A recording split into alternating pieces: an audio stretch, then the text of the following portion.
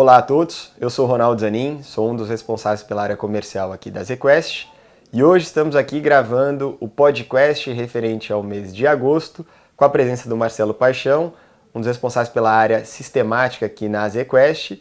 E como a gente já fez no mês passado, que foi inclusive a estreia do quadro dos sistemáticos aqui na ZQuest, a gente vai tentar elaborar um pouquinho mais as estratégias, o que é a gestão que está por trás dos fundos, e não tem ninguém melhor do que o Marcelo para nos passar um pouco desse conhecimento.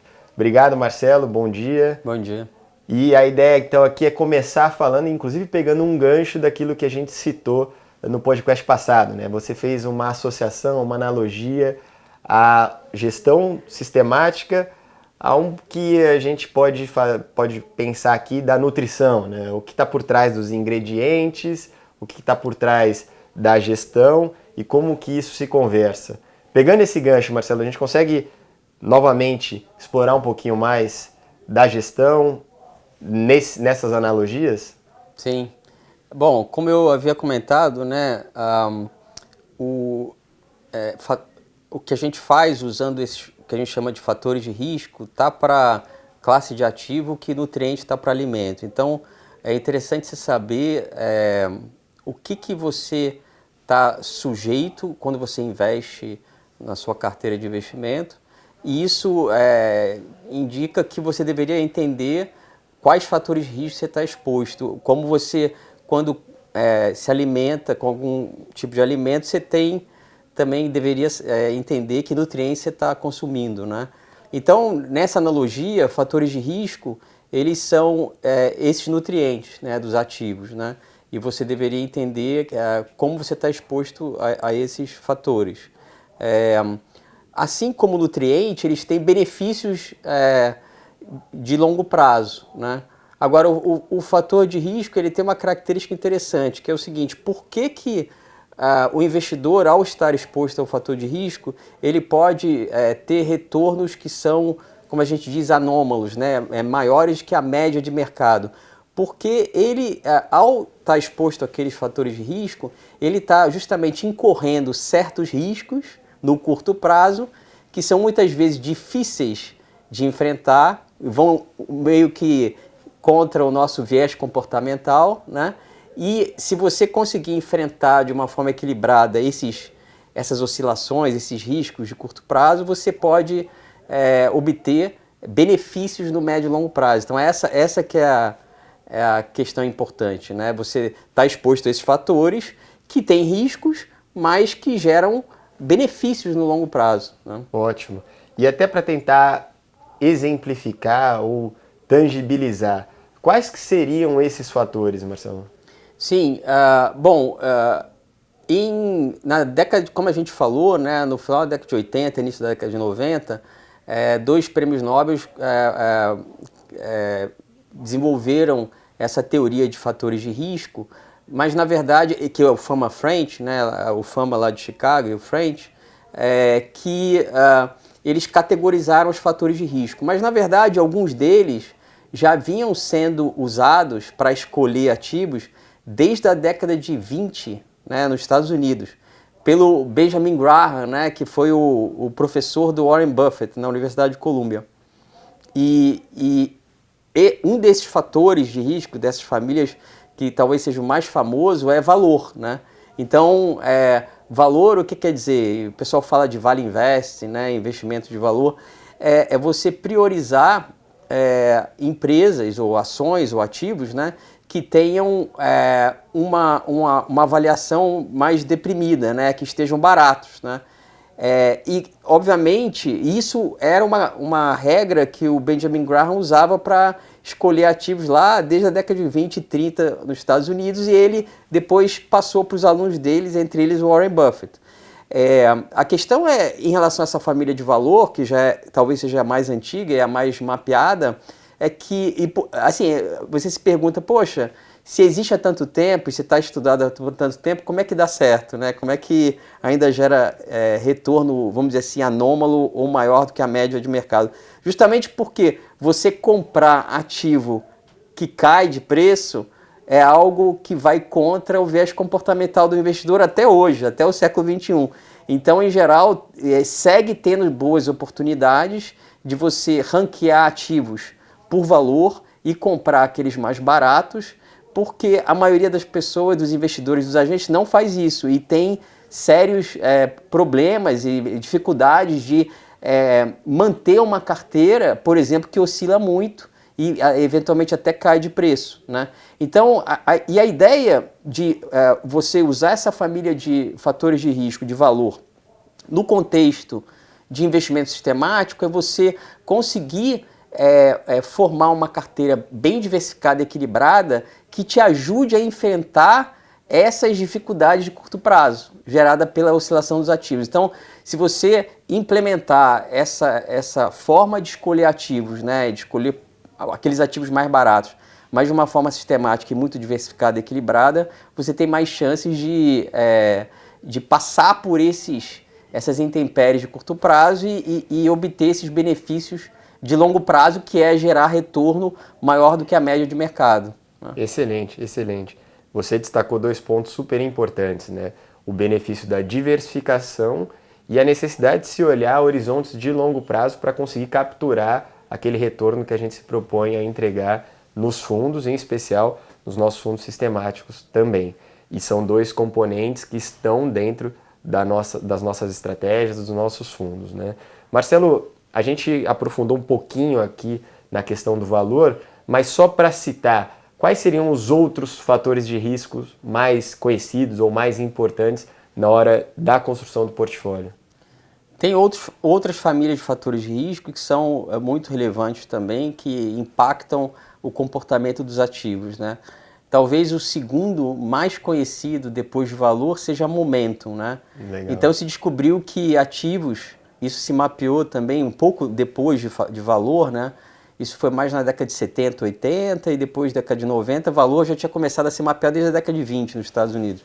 E momentum era justamente isso, quer dizer, que ativos que tinham, cujo preço subia numa certa janela, ele tinha uma tendência de continuar subindo no futuro.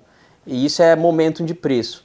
E esse fator de risco também é muito prevalente, né? E impacta bastante os ativos, assim como o valor.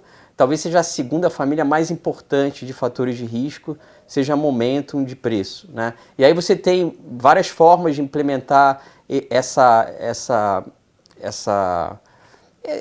forma de escolher, né, os ativos que mais sobem de preço em várias janelas, né? Então, enfim, tem uma série de detalhes aí, mas é uma família muito importante. A terceira família, também bastante importante, que se diz são métricas, por exemplo, de qualidade, né?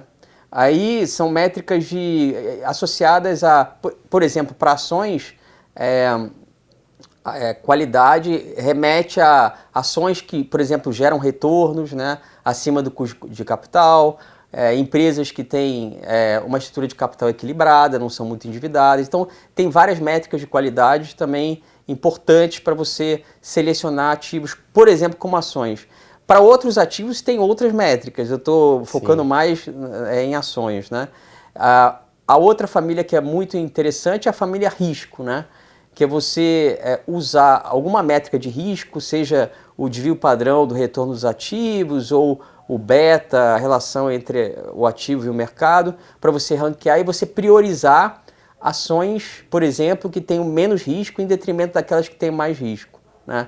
Aí se descobriu uma anomalia também, que as ações de maior risco, elas podem até entregar mais retorno do que as ações de baixo risco, mas elas não entregam mais retorno por unidade de risco, né? Então também tem uma característica interessante.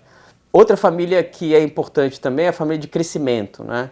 Que são ações de crescimento em que as empresas têm receitas que crescem muito, lucro, e isso também é uma forma de você selecionar ativos que têm crescimento embutido de algumas métricas como receita e lucro, né? Então essas são as famílias mais importantes, eu diria. Excelente, eu acho que aqui a gente teve várias pitadas do que a gente faz e do que o mundo de gestão sistemática, quantitativa oferece. E fica aqui um teaser, Marcelo, até uma provocação aqui, para que nos próximos podcasts, de repente, a gente pode pegar cada um desses fatores e detalhar um pouco mais. Exatamente. E principalmente, né, fazer a associação de como a gente utiliza esses fatores na gestão dos nossos fundos. Acho que vale destacar, hoje são 3 fundos dentro da área de sistemáticos, o Azequest Bias Long Bias, o nosso Long Only, e a gente começou recentemente o Long and Short, e acho que todos esses fundos têm como base toda essa tecnologia de gestão que a turma do Marcelo vem desenvolvendo há muitos anos e que hoje está disponível através dos nossos portfólios.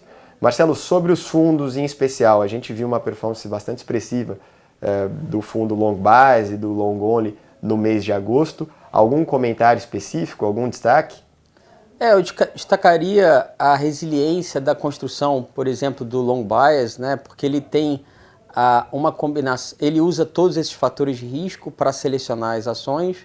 Então é um portfólio de mais de 150 ações, entre compradas e vendidas, e nesse período ele tem demonstrado isso, essa resiliência, né? Então em períodos que a Bolsa estava oscilando bastante, a parte vendida, né, que é a parte long and short, gerou bastante retorno acima da média do mercado, e nesse último mês, né, em agosto, com a retomada da Bolsa, a parte do long only, né, que é a parte só comprada, também gerou uma performance relevante, né? Então ele combina ele tem essa construção fatorial que ele ranqueia e está investido em mais de 130 ações, né, de forma diversificada, e num formato long only, que é mais beta de mercado, e num outro formato também, uma combinação desse formato long only com a combinação long and short, que é mais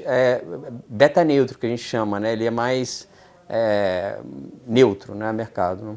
Ótimo, perfeito. Também fica aqui um nosso compromisso de, nas próximas edições, a gente entrar em mais detalhes, aprofundar um pouco mais a característica de cada um dos fundos. A gente vem trabalhando bastante na apresentação dos fundos, das carteiras e da estratégia da parte sistemática aqui dentro da Azequest, uma gestão que já vem há muitos e muitos anos, né, Marcelo? Quem tiver curiosidade pode, inclusive, procurar no podcast anterior. O Marcelo comenta um pouquinho mais do histórico dele, de toda a equipe que está envolvida na gestão dos fundos, e com isso a gente pode ir criando esse histórico aqui dentro da Azequest. Marcelo, queria agradecer, eu não sei se tem mais algum comentário que você queira colocar.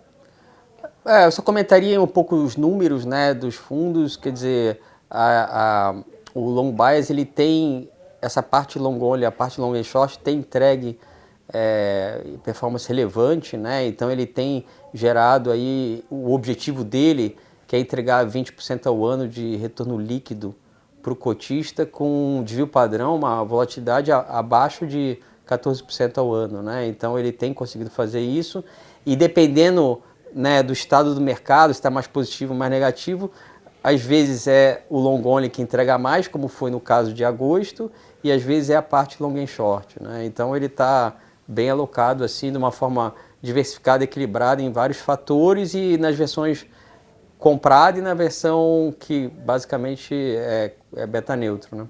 Não, excelente. Inclusive a gente está super animado com o desempenho do fundo e com as perspectivas futuras, tanto do lado de retornos quanto do lado de crescimento. O fundo vem crescendo do ponto de vista de captação. A gente está, como comentamos aqui, né, fazendo um trabalho de apresentação, e fica aqui o convite, quem quiser mais informações a respeito do fundo, da equipe, do processo de gestão, a gente está 100% à disposição.